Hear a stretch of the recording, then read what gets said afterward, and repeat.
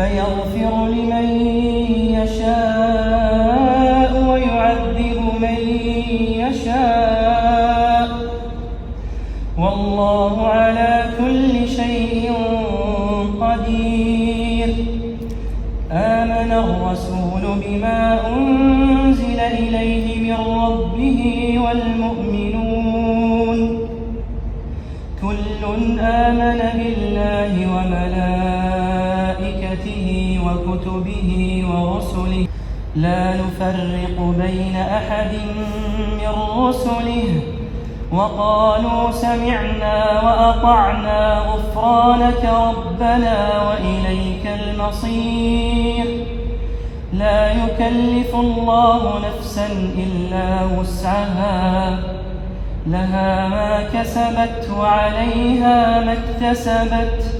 ربنا لا تؤاخذنا إن نسينا أو أخطأنا، ربنا ولا تحمل علينا إصرا كما حملته على الذين من قبلنا، ربنا ولا تحملنا ما لا طاقة لنا به، واعف عنا واغفر لنا وارحمنا، أنت مولانا فانصرنا على القوم الكافرين.